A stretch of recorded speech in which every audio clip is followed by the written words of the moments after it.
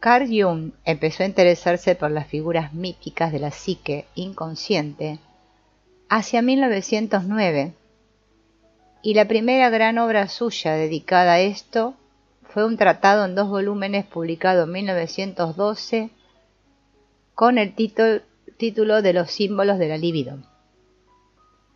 Partiendo de un texto escrito por Miss Frank Miller, algunos ejemplos de imaginación creativa subconsciente, y publicado con una introducción del psicólogo Theodore Flournoy. Jung sacó a la luz el trasfondo mítico que se escondía en las fantasías de esta mujer estadounidense. Para él, esta investigación revelaba una capa más profunda de la psique que la meramente personal. En lo inconsciente hay voces e imágenes activas que ocupan un espacio ubicado en un nivel no personal. En un primer momento Jung las bautizó como imágenes primordiales, pero más tarde las llamó arquetipos del inconsciente colectivo. Un meticuloso análisis de la conciencia, sobre todo a través de las ensoñaciones diurnas, de las fantasías en vigilia y de los sueños, expone a la luz las imágenes arquetípicas que están en marcha y que ejercen una influencia dominadora sobre el pensamiento y los sentimientos en vigilia. Al hurgar en estos rincones escondidos, Jung descubrió el influyente poder de las imágenes primordiales sobre la conciencia y le pareció que era irrefutable la determinante autoridad que ejercían en la vida psicológica. Escondidos tras las voces e imágenes interiores personales y habitando dentro de ellas, Jung descubrió a los dioses. No obstante, estas fuerzas y energías impersonales, poseedoras de una dimensión gigantesca y de una cualidad a la vez primitiva y sofisticada, perturban la conciencia, pero además portan elementos de la cultura, valores espirituales transmitidos generación tras generación y patrones de instinto y de imaginación que podemos encontrar en todas las culturas y en todas las épocas de la historia de la humanidad. En última instancia, su imagen en carne representa, por un lado, la experiencia humana de lo divino y por otro, la experiencia de los instintos. Esta profunda constatación de los cimientos arquetípicos de la psique llevó a Jung a considerar que los síntomas patológicos contienen también, y muchas veces esconden, un elemento arquetípico. Las psicopatologías humanas no son una adquisición individual y personal. Las hay en todas las culturas, su extensión es universal, y las circunstancias sociales y culturales solo afectan su aparición y su manifestación estadística de una manera relativa. Son consecuencias típicas de la interacción del ser humano con entornos de todo tipo y disfrazan o representan necesidades humanas básicas, incluidas las espirituales. La persona debe encarar estas necesidades y hacerse cargo de ellas si quiere una vida equilibrada y sin fisuras ni carencias. La individuación depende de este gesto en pos de la conciencia y de la integración. La luminosidad entra en esta disertación en relación con el papel que desempeñan las influencias arquetípicas en los estados de ánimo patológicos.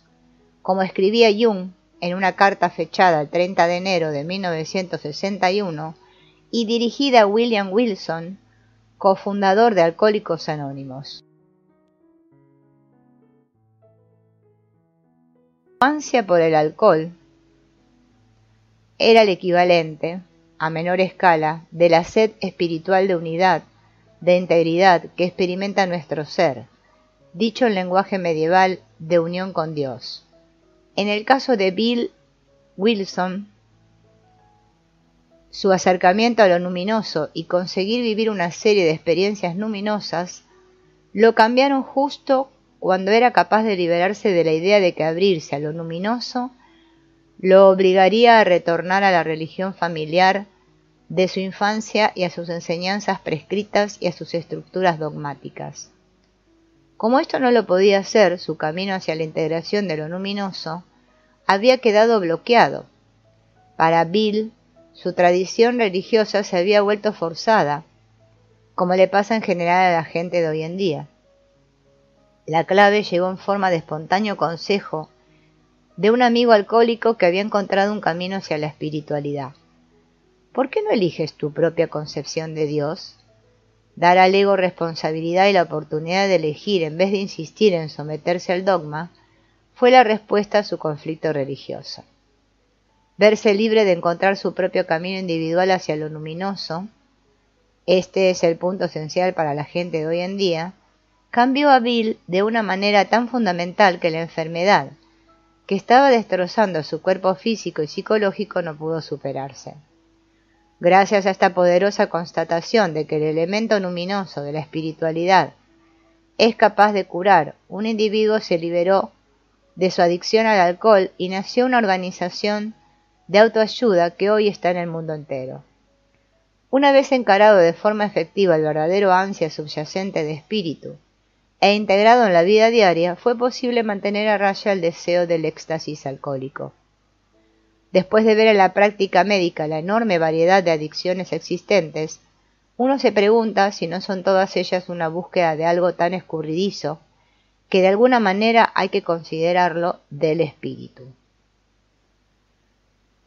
Para Jung, personalmente, las experiencias luminosas revestían una importancia crucial para la individuación, como él mismo afirma en la carta a P. Martin citada más arriba, en su obra póstuma, Recuerdos, Sueños, Pensamientos, refiere a ellas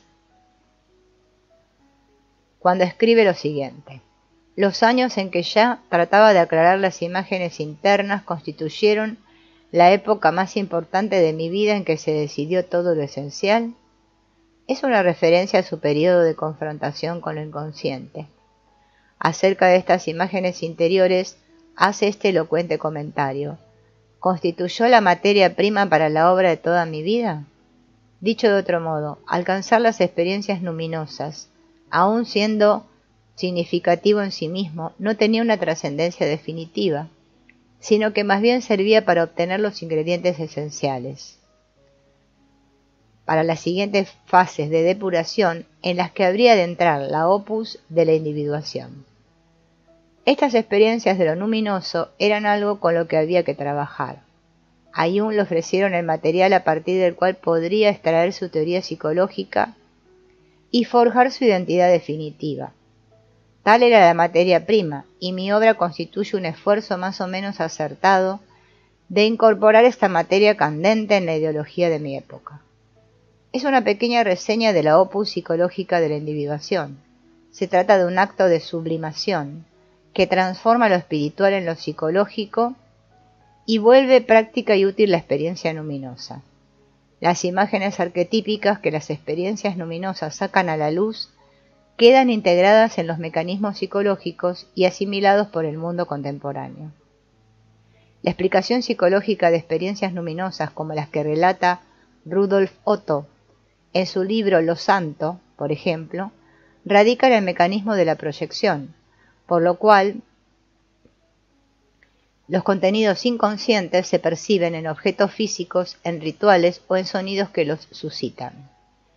El psicólogo afirma que en la experiencia religiosa el ego está experimentando un contenido de lo inconsciente en forma de proyección. Cuanto más simbólica es la experiencia, más arquetípico es dicho contenido. Esta clase de experiencias crea unos símbolos que conectan lo consciente y lo inconsciente y nos brindan pistas que pueden ser decodificadas como mensajes.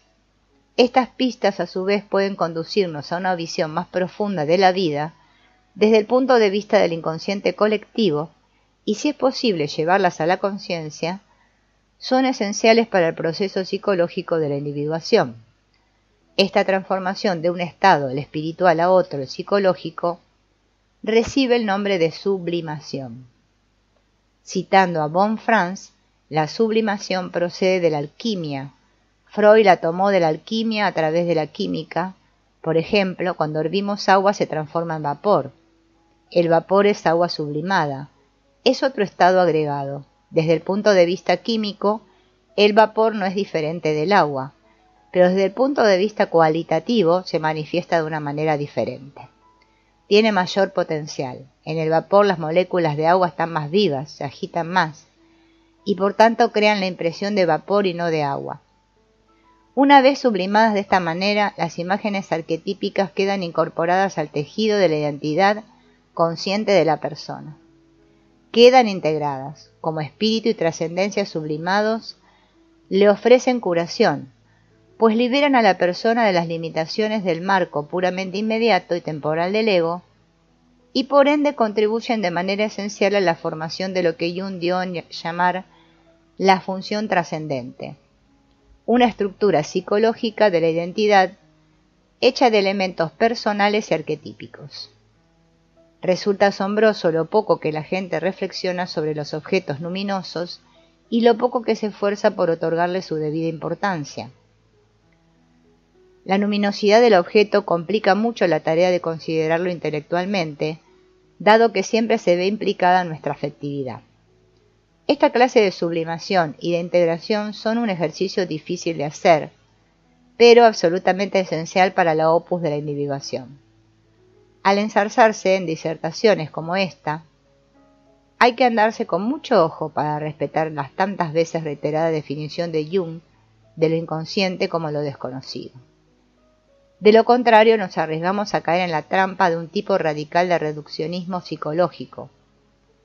La afirmación de que la religión se basa exclusivamente en contenidos inconscientes proyectados, es decir, en las experiencias luminosas del mysterium, podría utilizarse para reducir el estudio de la teología y de la religión a un subdepartamento de psicología dedicado a demostrar cómo los conflictos personales, etc., generan defensas religiosas y pseudo-soluciones a problemas de la vida. Ciertas escuelas de psicología sin duda aplaudirían este descenso de categoría de lo religioso a lo psicológico, pero este no es el camino de Jung, ni de la psicología analítica.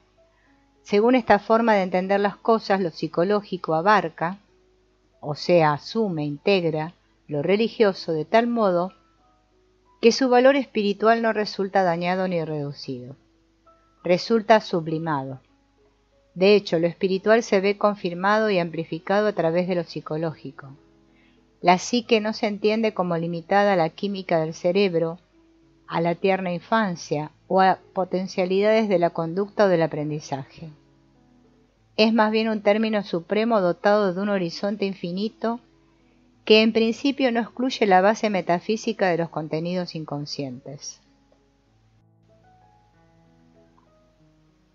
Los contenidos inconscientes son todos aquellos factores del mundo que están más allá de la percepción y del control del ego, ya sea porque fueron reprimidos, ya sea porque aún no se han hecho plenamente conscientes. Decir que el objeto simbolizado por la experiencia religiosa es un contenido del inconsciente no elimina su posible ubicación en lo metafísico. Únicamente pone un límite al conocimiento humano, por lo tanto es una afirmación de cautela epistemológica por parte del científico, pero no una afirmación de que los símbolos religiosos y los objetos luminosos no poseen otra base ontológica.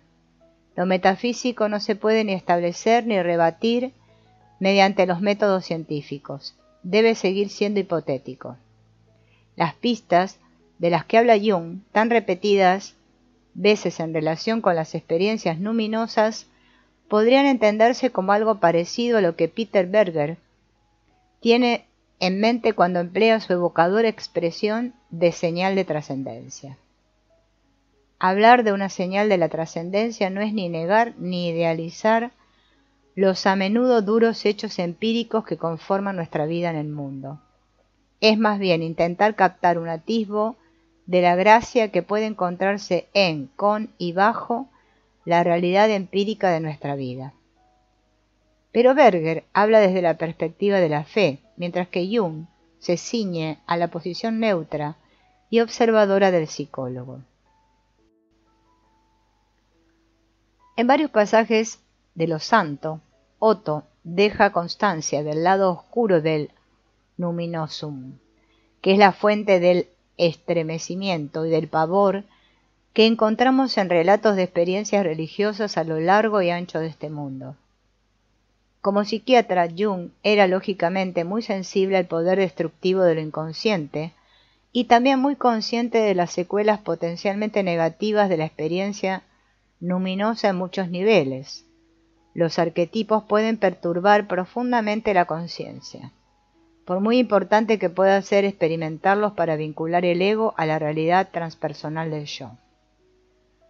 En Recuerdos, Sueños, Pensamientos, Jung diserta sobre el efecto distorsionador que pueden tener las ideas y las imágenes luminosas para la cognición. En un pasaje destacado en el que está relatando su encuentro con Freud durante los primeros años de su trabajo como analista, dice: siempre que el alma, en virtud de una experiencia luminosa, es sometida a una brusca oscilación, existe el peligro de que los hilos de los cuales cuelga se rompan. De este modo, un hombre cae en un absoluto sí y otro en un no igualmente absoluto. El péndulo espiritual oscila siempre entre la sensatez y el absurdo, y no entre lo verdadero y lo falso. El peligro del luminoso estriba en que conduce a los extremos, y que una verdad humilde se toma por la verdad y un pequeño error es tenido por un fatal extravío. Jung observó a Freud preso de un poder luminoso, la sexualidad. La conversación con Freud me mostró que él temía que la luz luminosa de su teoría sexual pudiera extinguirse por la negra avalancha. De ello surgió una situación mitológica, la lucha entre la luz y las tinieblas. Esto explica la luminosidad de esta cuestión y el recurrir inmediatamente a un refugio religioso, a un dogma. Jung concluye que la luminosidad de la sexualidad había distorsionado el habitualmente incisivo pensamiento científico de Freud. Los contenidos luminosos del inconsciente atraen al pensamiento como un imán hacia una órbita en la que se transforma en mera racionalización ingeniosa. Es lo que encontramos habitualmente en quienes están absolutamente convencidos de alguna enseñanza religiosa. Llenos de fe y creencia, su pensamiento se ve decisivamente influido por una imagen arquetípica de dimensiones masivas pero inconscientes en gran medida, que otorga a determinadas ideas privilegiadas una especie de certidumbre triunfal y dogmática. A solo un paso de ahí encontramos al mártir, cuya identificación con la imagen arquetípica es tan extrema que la mismísima vida mortal deja de ser prioritaria. Huelga decir que esto es justo lo contrario del proyecto de individuación, que consiste precisamente en hacer lo más consciente posible el contenido luminoso, en sublimarlo, integrarlo y ponerlo en relación con otros elementos bien diferentes del yo, relativizándolo así. Jung aplicó esta misma crítica a la política nacional en su ensayo de 1936 sobre Wotan, un texto en el que presenta un análisis psicológico del distorsionador poder que ejercen las imágenes luminosas en la revuelta dinámica política y social que estaba destruyendo el tejido cultural de Alemania y de Europa en aquellos tiempos. En este caso, observaba Jung, la luminosidad del viejo dios germánico Wotan, recién constelado, había obnubilado a un país entero y estaba conduciendo a Alemania hacia una meta desconocida, determinada irracionalmente. Una comprensible cautela respecto del exacerbado entusiasmo que generan la religión, la ideología o la hermenéutica mitopoética ha hecho que algunas personas sientan desazón y recelo hacia la psicología de Jung y hacia las ideas junguianas clásicas sobre la interpretación de los sueños y hacia los métodos hermenéuticos de amplificación e imaginación activa. Estos se adentran tan profundamente en el territorio tabú del mito y del símbolo que se vuelven incómodos. Sin embargo, lo que podríamos perder si cedemos a esta sensación de angustia es la oportunidad de que la experiencia luminosa nos brinde una pista, que la vida humana está vinculada a la trascendencia y que el individuo es un alma, capacitada para entablar relaciones con lo espiritual de una manera absolutamente natural que no corre el riesgo de caer en la locura. En el arte alemán de nuestros días, esto ha vuelto a salir a la luz a través de los descaradamente simbólicos cuadros de Anselm Kiefer y de las últimas películas de Wim Wenders, en las que brillan, por entretejido de la vida cotidiana, pistas y señales de la trascendencia. El viaje psicológico de la individuación atraviesa los dominios del numinosum, donde el héroe y la heroína escucha con atención las pistas que se le presentan en dichas experiencias, pero entonces el camino los lleva fuera otra vez. Este viaje no encuentra su área de descanso final en lo santo o en su santuario, como habría defendido Rudolf Otto. Por tanto, la individuación no es sinónimo de viaje místico que coloca en la cúspide la experiencia de unión con Dios o la visión de Mysterium Tremendum. La individuación no culmina en un acto de veneración, ni es lo mismo que la resuelta vía negativa propia de las tradiciones religiosas, tales como el budismo zen. Tiene elementos de ambos: experimentar lo luminoso y limpiar el espejo de la conciencia. Pero los entiende como dos movimientos dentro de una opus más grande. Para el héroe, la heroína espiritual, todo lo demás se deriva del elevado punto, que es la unión mística en la experiencia luminosa. Por su parte, para el héroe, la heroína de la individuación, las experiencias luminosas son prima materia de la opus de la individuación que sigue indefinidamente.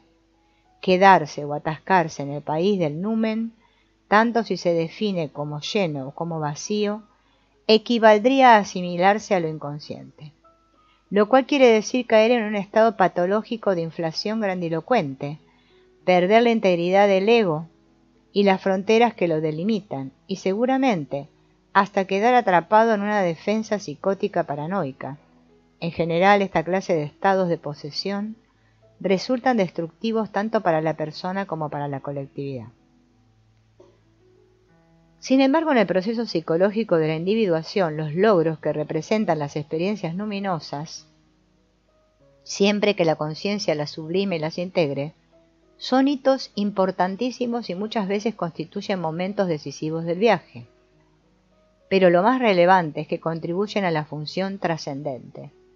La tarea de la individuación es hacerlas conscientes y relacionarlas con otros aspectos del yo, y gracias a ello alcanzar un estado de unidad aproximada. Podemos decir que el héroe, la heroína psicológico, se esfuerza por despojarse de las identificaciones y los complejos personales sin sucumbir a la seductora atracción que ejercen las imágenes arquetípicas. Una personalidad puede estar rebosante de experiencias y de conocimiento de lo luminoso, y aún así no dejarse poseer por ello ni recurrir a ello con fines defensivos. El héroe, la heroína psicológico, puede liberarse en mayor o menor medida de los complejos y de los dioses y además ganar una pizca de identidad trascendente, pero conserva siempre una sana dosis de respeto a todos los poderes, pues sería absurdo creer que podemos librarnos de ellos por completo. La individuación no persigue la unión con lo divino ni la salvación, sino más bien la integración y la unidad, la creación, a partir de los opuestos inherentes al yo, de una imagen de unidad y la integración de ésta en la conciencia. El principio de individuación se puede encontrar a menudo ilustrado con vívido detalle en obras de la imaginación humana, tales como los cuentos de hadas y los mitos. Inscrita en estas estructuras narrativas descubrimos una dosis asombrosamente elevada de comprensión y visión psicológicas, en especial en lo relativo a los procesos inconscientes y a la lucha de los personajes por liberarse y ser creativos. Los procesos más potentes de individuación comienzan en ocasiones con algo tan pequeño y de aspecto tan inocente como la simple curiosidad. Este impulso tan inocente en apariencia puede llevarnos a lo que podríamos denominar una iniciación por accidente, o dicho de otro modo, a una sincronicidad de enorme trascendencia. Así empieza el cuento de los Hermanos Grimm, la serpiente blanca. Un criado siente curiosidad por lo que contiene la fuente tapada que le lleva al rey todos los días después de la cena. Un día levanta la tapa sin que lo vea nadie y echa un vistazo. Para su sorpresa encuentra en la fuente una serpiente blanca y decide probarla. Aquello marca el decisivo comienzo de su viaje de individuación. El cuento dice así: hace mucho tiempo vivía un rey que era famoso por su sabiduría. En su reino no había secreto del que no tuviera noticia. Todos los días después de cenar le pedía a su fiel criado que le llevase una bandeja tapada. El criado tenía que dejarlo a solas en su habitación. Nadie sabía lo que había en la bandeja, pues el rey nunca levantaba la tapa hasta que lo dejaban a solas. Un día, cuando el criado sale de la habitación con la bandeja, lo vence la curiosidad y se la lleva a su cuarto, cierra la puerta y levanta la tapa, y lo que ve allí dentro es una serpiente blanca. Ya que piensa que podría también darle un bocado para probarla, así que le corta un pedacito y se lo come. De repente escucha unas voces al otro lado de la ventana parloteando. Son los gorriones que hablan sobre lo que han visto esta mañana por el reino. El criado ha recibido la capacidad de entender el lenguaje de los animales. Ese mismo día la reina pierde su anillo más preciado, y todos sospechan del fiel criado porque es el que tiene permiso para entrar en todas las habitaciones del palacio. El rey lo hace llamar y lo amenaza con ejecutarlo si no encuentra al ladrón, y lo entrega al día siguiente. Naturalmente el criado se declara inocente, pero no sirve de nada. Muy apesadumbrado, sale al patio preguntándose qué puede alegar en su defensa frente a aquella falsa acusación. Al otro lado del muro oye a unos patos que están conversando en voz baja mientras se atusan el plumaje, sentados junto a la orilla del riachuelo. Están hablando sobre lo que han desayunado y uno de ellos dice: algo me está fastidiando el estómago, he comido demasiado deprisa y me he tragado un anillo que había dejado en la ventana de la reina. El criado se da cuenta de que ese es el ladrón y agarra a la pata y se la lleva al cocinero, quien, viendo lo gorda y hermosa que está, le corta la cabeza y la prepara para cenar. Entonces se encuentra el anillo de la reina y el criado queda exonerado. El rey lamenta el error y quiere compensar el haberse lanzado tan rápidamente a una conclusión equivocada, por lo que ofrece al criado el cargo de que él quiera dentro de la corte. Pero el criado rechaza la oferta y únicamente pide un caballo y algo de dinero, pues desea explorar el mundo por sí mismo durante un tiempo. El rey se lo concede y el criado se va. Al cabo de un tiempo llega a una chacra en la que ve 3 peces atrapados entre los juncos, medios muertos por falta de agua. Están quejándose de su mala fortuna y nuestro héroe caballo oye sus lamentaciones. Siente pena de ellos, así que los libera y los echa de nuevo al agua de la charca. Cuando se aleja de allí, oye que le dicen: te recordaremos y te pagaremos el habernos salvado. El joven prosigue su camino y pronto oye unas vocecitas en la arena, bajo las pezuñas de su montura. Se detiene a escuchar y escucha a un rey hormiga quejándose de lo insensible que es ese caballo que está pisoteando despiadadamente a sus súbditos. Entonces el héroe desvía al caballo hacia un camino lateral y al pasar por delante del rey hormiga, éste le dice: te recordaremos, una buena decisión se merece otra a cambio. En lo que prosigue su camino se encuentra con 2 viejos cuervos, echando a su prole del nido y gritándoles que ya es hora de aprender a cuidar de sí mismos. Pero los pequeños cuervos son aún jóvenes e indefensos, por lo que caen al suelo y lloran y se quejan de que morirán de hambre.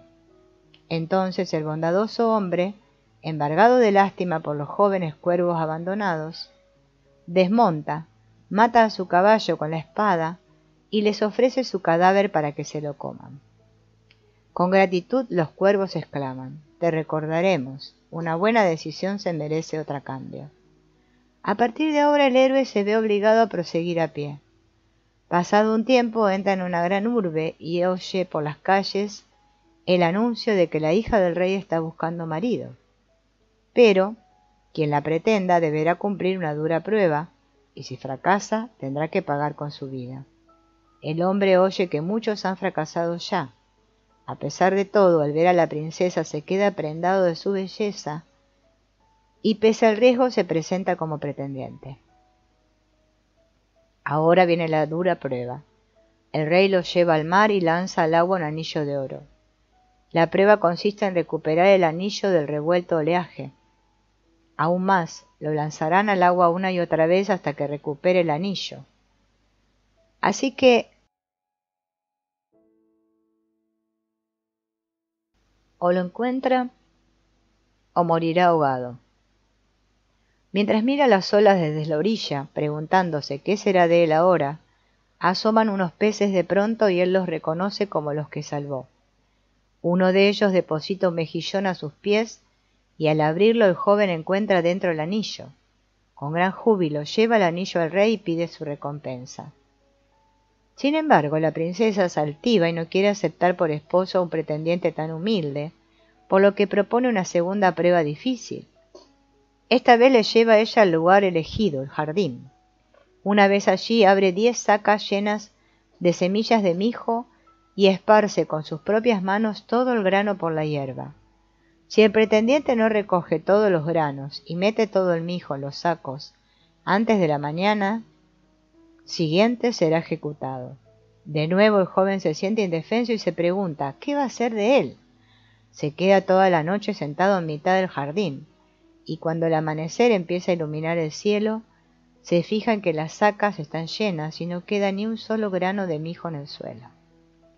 El rey hormiga ha acudido en su ayuda durante la noche en compañía de sus súbditos y le han pagado así su bondadoso gesto. Cuando la princesa sale al jardín esa mañana y ve que el encargo ha sido cumplido, su altivo corazón se resiste aún a aceptarlo y propone una tercera prueba. Si desea ser su esposo, debe traerle una manzana del árbol de la vida. El pretendiente no sabe dónde encontrar ese árbol de la vida, pero parte igualmente y camina hacia donde lo llevan las piernas. Así atraviesa 3 reinos. Una noche llega a un bosque y se tumba a dormir debajo de un árbol. De pronto oye entre las ramas que tiene encima un sonido, y le cae en la mano una manzana de oro. La siguen 3 cuervos, que vuelan hasta abajo y se le posan en la rodilla. Le cuentan que son los que él salvó gracias a matar a su caballo, y que cuando se enteraron de que andaba buscando una manzana del árbol de la vida, volaron hasta los confines del mundo, cruzando el mar hasta donde está el árbol y le trajeron una. El pretendiente lleva la manzana de oro a la princesa y esta vez ella ve que ya no tiene más motivos para rechazarlo. Parten por la mitad la manzana de la vida y la comen los dos juntos. Entonces a la doncella se le abre el corazón y se le llena de amor por él, y viven felices hasta que se hacen muy pero muy viejos. Cuando el criado se deja llevar por su arrebato de inocente curiosidad, se ve súbitamente catapultado a una fase completamente diferente de su vida. De pronto conoce, se abre ante él un mundo nuevo, entiende el lenguaje de los animales. Dicho de otro modo, ha entrado en contacto con sus instintos y con un mundo que hasta entonces le estaba vedado y por lo tanto recluido en lo inconsciente. Ese mundo ahora se le vuelve accesible. Este repentino y sorprendente contacto con lo inconsciente y con el instinto se da la primera vez que mantenemos relaciones sexuales, que nos emborrachamos o que nos drogamos. Lo que había estado al alcance de los demás, de los padres, de otros adultos, pero lejos de nosotros, detrás de puertas cerradas, ahora es tuyo también. Entiendes algo de lo que hasta el momento no tenías ni la más remota idea. Pero lo importante no es el subidón, sino el entendimiento, la gnosis. Es el conocimiento a través de la experiencia, no de oídas. Y este conocimiento lo cambia todo y puede usarse con independencia de la autoridad de otros. Nada más probar el alimento prohibido, el criado inicia su camino hacia la individuación. Es un acto de desobediencia, por lo tanto un riesgo. Podrían encontrarlo y castigarlo, pero además es su primer paso hacia la conciencia individual. Él aprovecha la oportunidad que se le presenta y en un abrir y cerrar de ojos se ve metido en un camino de iniciación hacia la gnosis. De no haberse arriesgado en esa dirección, habría corrido otro riesgo, el de no individuarse jamás y quedarse toda la vida como fiel y leal criado. Pero, ¿qué hay de malo en eso? Que no va a ninguna parte, es un callejón sin salida. El riesgo que corremos cuando no queremos arriesgarnos a individuarnos es el estancamiento. El acto de desobediencia del criado es equiparable a la desobediencia de Adán y Eva hacia Dios en el jardín del Edén. Al dar semejante salto hacia lo desconocido, motivado por la pura y simple curiosidad, el criado se carga un tabú y abandona su papel de fiel criado. Lo que hace es actuar siguiendo su deseo individual de conocer. El deseo de conocer por uno mismo impulsa la individuación y se manifiesta en muchos niveles de la vida emocional y cognitiva. Y no va solo de sexo y placeres, sino también de ciencia. El impulso de conocer nos diferencia de los que no conocen y de los que no quieren que nosotros conozcamos. Cuanto mayor es nuestro conocimiento, más nos alejamos de la colectividad. Es lo que ha experimentado mucha gente conforme salía de la infancia y de la adolescencia. El impulso de conocer y el impulso de crecer se confabulan contra el deseo de tumbarse tan ricamente y apostar por lo seguro y fundirse con la multitud. Pero husmear en terrenos prohibidos y aprender mediante la experiencia supone un riesgo. Iniciado repentinamente en los misterios gnósticos de la serpiente, el criado acorta la distancia que lo separa del rey y experimenta por sí mismo la fuente de la sabiduría del soberano. Esto pone fin a su dependencia espiritual. Es como la Reforma protestante, cuando cada creyente se convertía en pastor y tenía acceso a Dios sin necesidad de intermediarios. Ahora el criado comprende sin necesidad de nadie el misterio del poder de su rey y por eso ya no le hace falta buscar una respuesta en sus superiores. Tiene acceso directo a la misma gnosis que el rey. En un sentido muy importante, ha dejado de ser un criado gracias a ese conocimiento prohibido, ha dejado atrás ese papel. Este cambio precipita rápidamente el resto de acontecimientos, los cuales, a su vez, generan una transformación drástica de toda la situación. Cuando la reina pierde el anillo, la emprende contra otros y le echa la culpa al fiel criado. El rey también se le echa encima y no quiere recurrir a su sabiduría superior para resolver el enigma del anillo perdido. Su vida corre peligro y tiene que encontrar la manera de salvarse.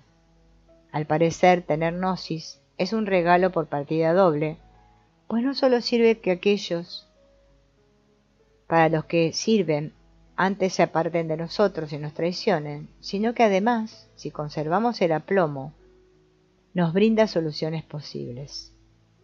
Tal como finalmente se demuestra esta extraña interrupción del hasta entonces impecable comportamiento del rey, resulta ser la clave de la liberación del criado. La desobediencia del criado provoca un gesto de proyección inconsciente y de traición por parte de sus padres protectores, y con ello termina abruptamente el estado paradisíaco. Es como si hiciera falta que ocurriese algo catastrófico para que arranque la individuación. Cuando el rey descubre que el criado era inocente, quiere enmendarse ofreciéndole un cargo aún más elevado dentro de su gobierno. Aquí hay un momento decisivo. El criado puede aceptar la oferta y continuar al servicio del rey, solo que en un grado superior, o bien puede correr el riesgo supremo de salir del país. El riesgo que supone quedarse con el rey sería nuevamente un posible callejón sin salida y acabaría significando el estancamiento. El beneficio sería cierta seguridad, si bien es una proposición dudosa a la vista de la tradición anterior del rey. Gato escaldado, del agua fría huye. El criado decide correr el riesgo de la individuación y parte con algo de dinero y un caballo, recompensa por su buen servicio. Por supuesto, lleva también la gnosis que adquirió al probar la serpiente blanca. Mientras no vuelva a comer serpiente, es decir, mientras no se haga adicto, seguirá haciéndole efecto su profunda iniciación en el lenguaje de la psique instintiva, gracias a la cual se halla inmerso en un estado de gracia. Paracelso denominaba esta sabiduría el humen natura, la luz de la naturaleza, que se diferencia de la luz de la divina revelación procedente de las alturas. Como consecuencia de su iniciación, el héroe acaba triunfando, pero no sin someterse antes a más pruebas. Dado que ha dejado de ser un criado desde el momento en que se separa del rey, sale del reino de lo conocido y asume las consecuencias del riesgo que ha decidido correr. Ahora es un actor libre y de aquí en adelante actúa en su propio nombre. Ahora es un individuo consciente, no un apéndice de otro. Su viaje representa ahora la historia sin fin de una personalidad en proceso de individuarse. En nuestros días, este arriesgarse y sacrificar la dependencia es lo mismo que hace la persona que abandona una gran organización en la que abundan la protección y los beneficios, y donde la fama y el poder parecen al alcance de la mano, pero a costa de la libertad y de la creatividad individuales, o cuando dos personas se divorcian.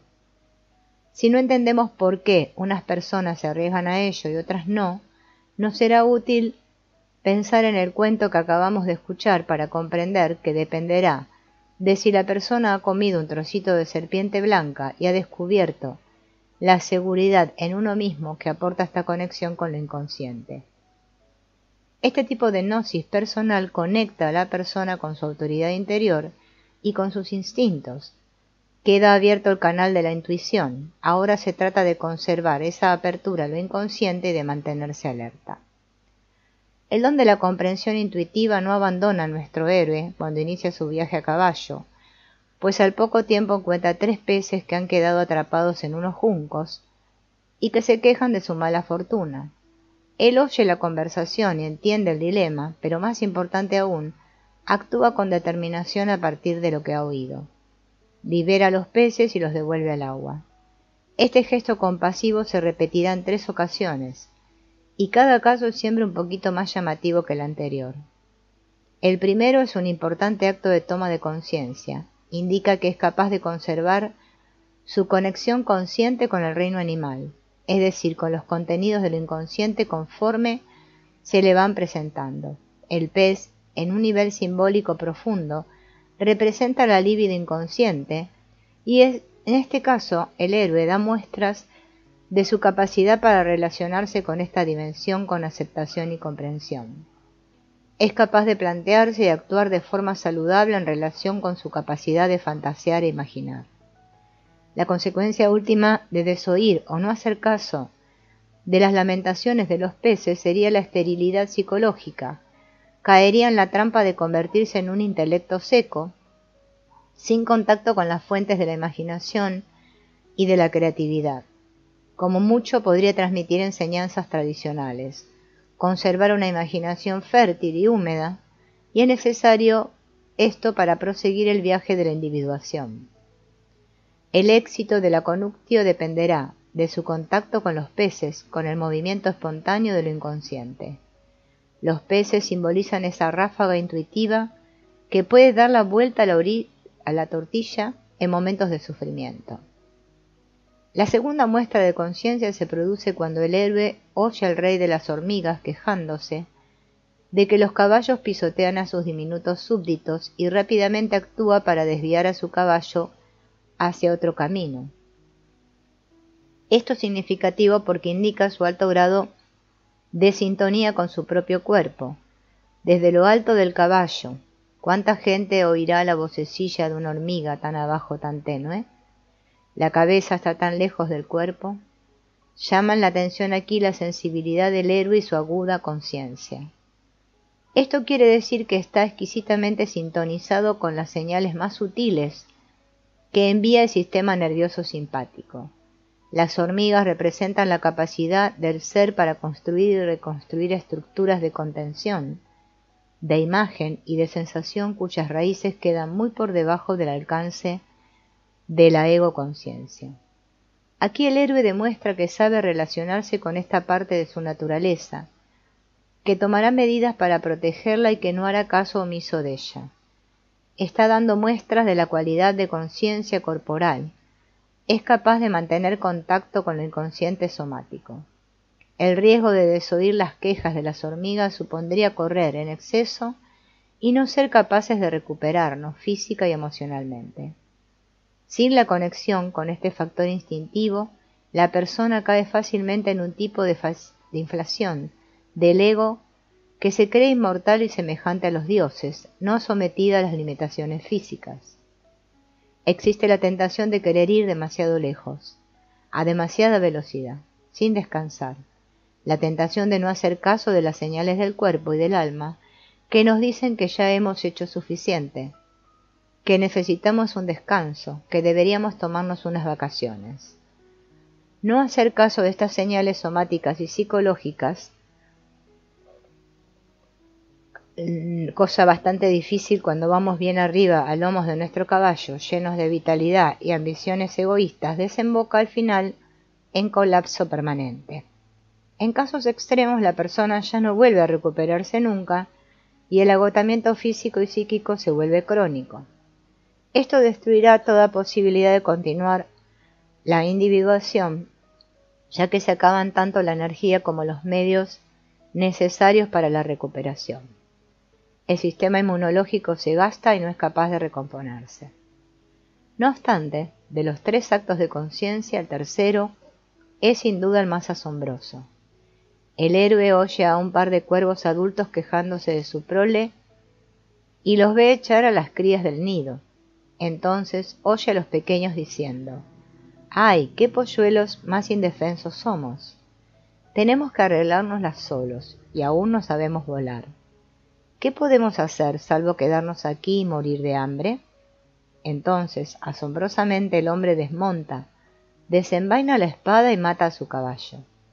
A continuación ha de comer a las crías de cuervo con la carne de su caballo muerto. ¿Qué podemos extraer de tan extraordinario sacrificio? Parece desproporcionado. En este caso, por establecer una conexión con espíritus novatos, el héroe sacrifica una importante parte de su vida instintiva. Con los peces la conexión es con su líbido inconsciente, con la que es capaz de relacionarse de manera espontánea y creativa. Con las hormigas la conexión la hace con lo inconsciente somático, con las capacidades del ser para construir y reparar estructuras básicas de contención, imagen y sensación. Ahora se está aventurando a cometer un sacrificio con objeto de establecer contacto con el lado espiritual del ser, y este es el sacrificio mayor y más dramático de todos.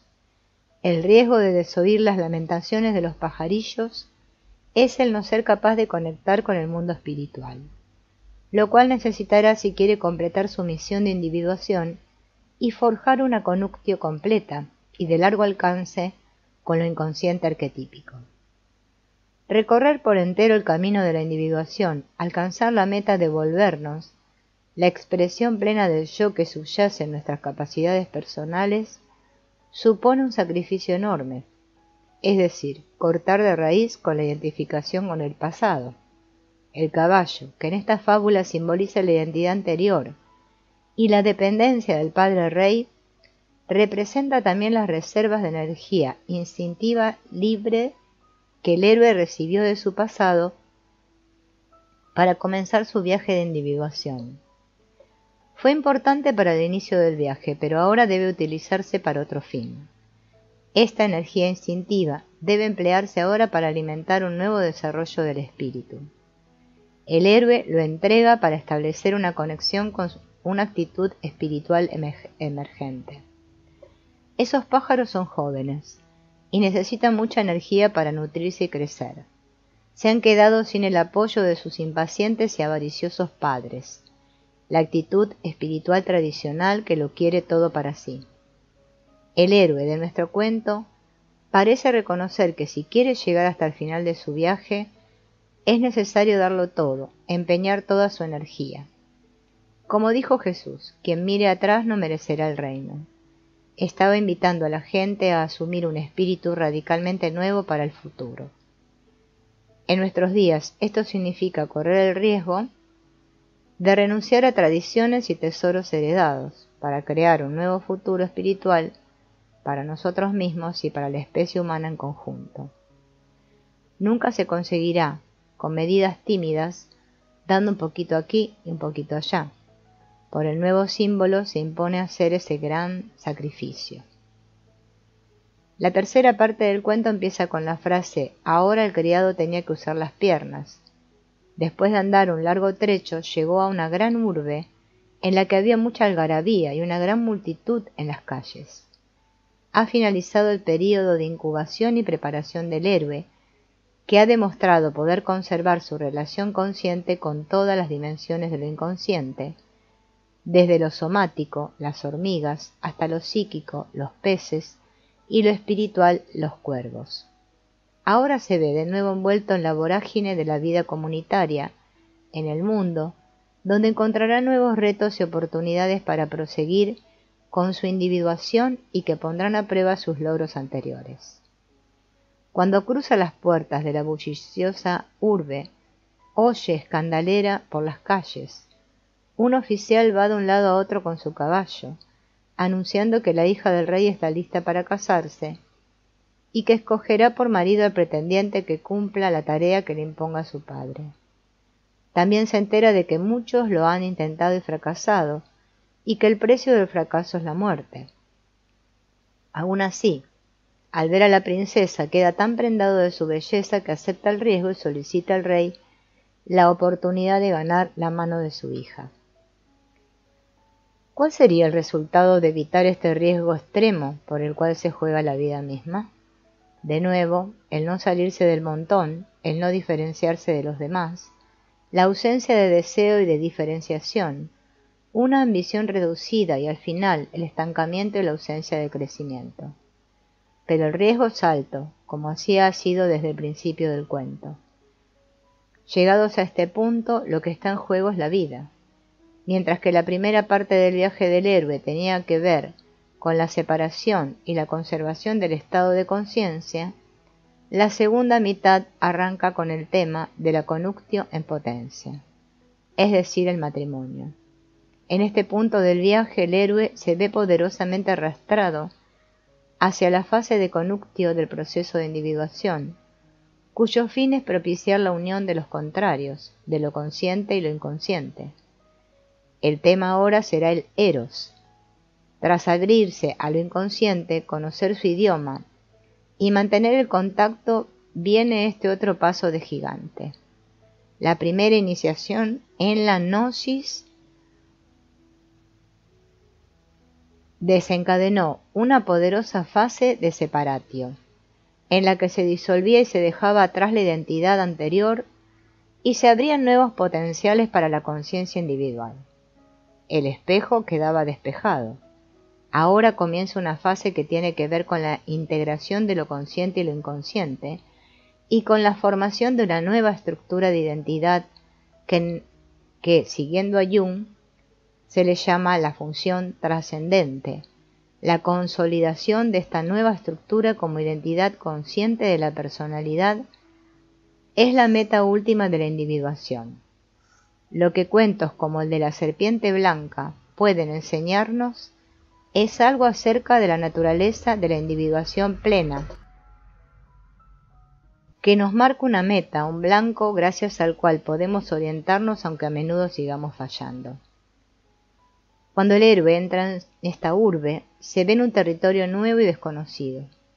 A diferencia del anterior, este lugar ofrece la posibilidad de que el pueblo llano corteje a la hija del rey y obtenga la herencia que va aparejada a su matrimonio. Desde el punto de vista psicológico, esto viene a decir que aquí es posible la plena individuación.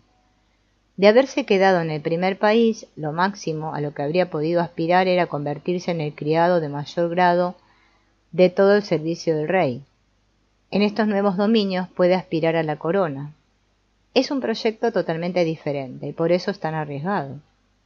En el entorno anterior era posible alcanzar un rango elevado, pero nunca se dejaría de estar en una posición subordinada. Aquí es posible convertirse en el rey mismo. En este nuevo ámbito se hace claramente posible implicarse plenamente en las energías que Jung denominaba el yo. Por supuesto, el riesgo es altísimo. En juego está la propia vida. Desde el punto de vista psicológico, el riesgo es una inflación tan extrema que el ego desaparece, muere y vence la locura. Es lo que Jung encontró en Nietzsche, que llegó a identificarse con el yo de la imagen de Zaratustra. En parte para evitar esta catástrofe, pero también para demostrar que es válido. El héroe se somete a 3 pruebas, cada una de las cuales podría acabar en el fracaso y la muerte. Si lo consigue, se cubrirá de gloria y obtendrá un matrimonio con el ánima arquetípica, una coniunctio, que simboliza una formación estable de la función trascendente dentro de la psique. Esta es la meta última de la individuación. Las pruebas determinarán si nuestro héroe está verdaderamente capacitado o no para individuarse plenamente, para casarse con la princesa, el ánima, y con ello para convertirse finalmente en rey.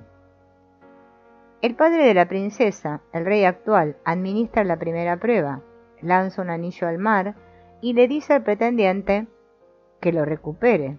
Presumiblemente se trata del anillo con el que el héroe desposará a la princesa si logra recuperarlo.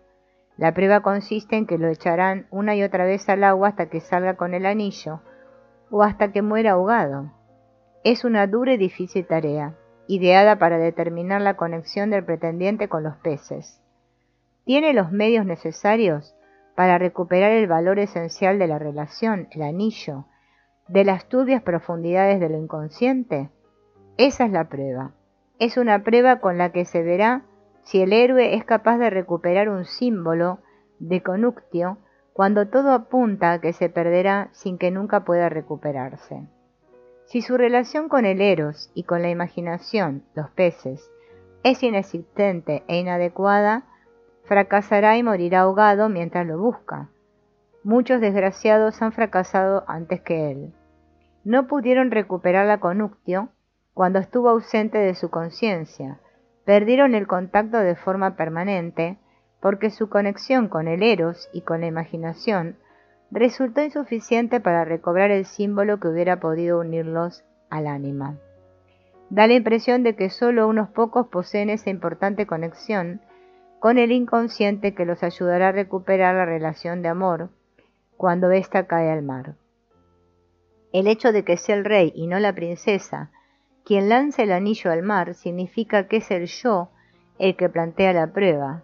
El yo sumergirá el valor y el ego individual deberá someterse a la prueba para recuperarlo apoyándose en la fuerza de su propio eros, en su relación con lo inconsciente.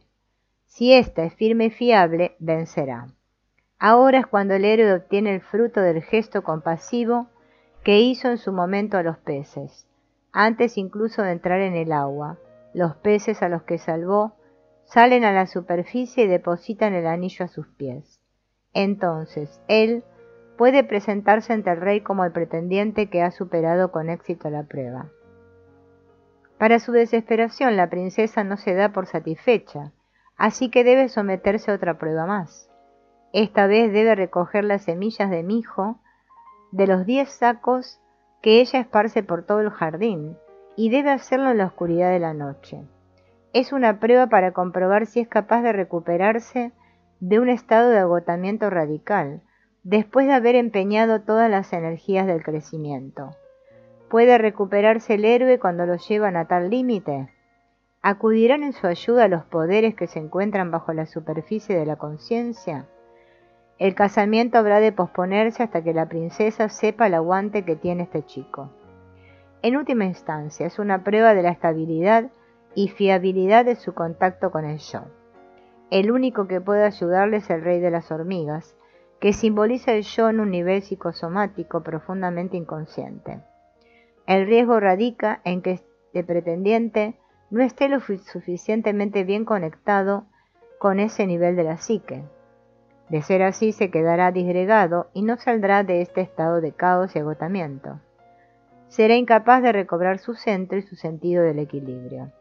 No es capaz de convertirse en rey en el plano humano si carece del apoyo del rey del nivel somático instintivo. Sin esto no es posible una conductio plena. Para la individuación se trata de una prueba crítica. Implica que la persona en proceso de individuarse se encuentra sometida a una noche oscura del alma y debe volver a través de la desesperación y de un tipo extremo de energía desperdigada a una forma completa y contenida. Debe ser capaz de recuperar su capacidad de contener.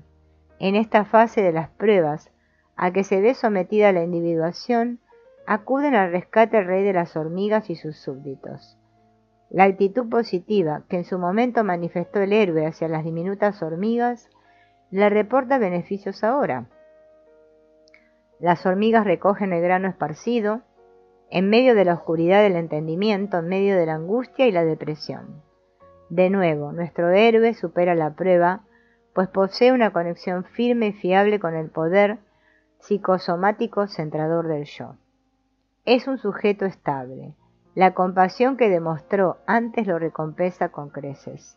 Es un sujeto sano, física y emocionalmente, porque se ha preocupado por las fuerzas que pueden reparar y sostener sus crispados nervios y su agotada estructura psicosomática.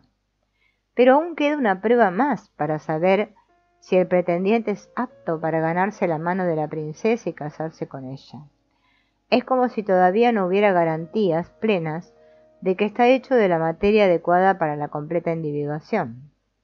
Por eso la princesa propone una tercera prueba para recibir su mano en matrimonio. El pretendiente deberá traerle una manzana del árbol de la vida.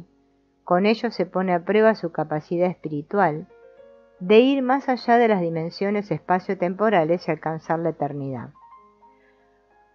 Como no sabe dónde buscarlo, sencillamente se pone en camino para ver si encuentra el árbol de la vida y recorre 3 reinos en su búsqueda. Pese a su desconocimiento de las implicaciones de dicha empresa, él no se amilana y se pone por completo al servicio de la prueba. Nosotros sabemos que ese árbol se encuentra en el mítico jardín del Edén, en el paraíso, cuyas puertas quedaron cerradas por siempre jamás, pero él no tiene ni la más remota idea. Si lo supiera, tal vez se habría desesperado aún más, porque sin lugar a dudas, esta tarea es imposible de cumplir. Significa ir más allá de los límites del potencial humano para entrar en un reino celestial reservado a seres espirituales que existen en su propio espacio trascendente, más allá de la psique humana. Al final, el hombre llega a un lugar en el que decide echarse a dormir debajo de un árbol. Y ahí le llega la solución. Oye un rumor entre las ramas y de pronto cae en sus manos una manzana de oro. 3 cuervos, los mismos a los que él dio de comer, después de sacrificar a su propio caballo, aparecen y le dicen que han recordado su deuda con él. Cuando se enteraron de su dilema, volaron hasta los confines del mundo, donde se yergue el árbol de la vida, y cogieron la manzana por él. La petición de la princesa, la exigencia de una manzana cogida del árbol de la vida, expande inmensamente el proyecto de la individuación hasta mucho más allá de las otras 2 pruebas. La petición de una manzana cogida del árbol de la vida y la manzana de oro traída por los cuervos desde los confines del mundo combinan 2 referencias, una al mito griego de las Hespérides y la otra a la Biblia. La manzana de oro procede del jardín de las Hespérides, que se creía existía al otro lado de la montaña del Atlas, en la orilla occidental del océano. Gea, la tierra, regaló a Hera este árbol con motivo de su boda con Zeus, por lo que nos remite al sagrado matrimonio.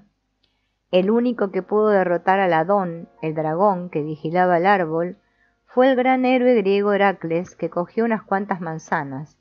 Por ser de oro simbolizaban la inmortalidad.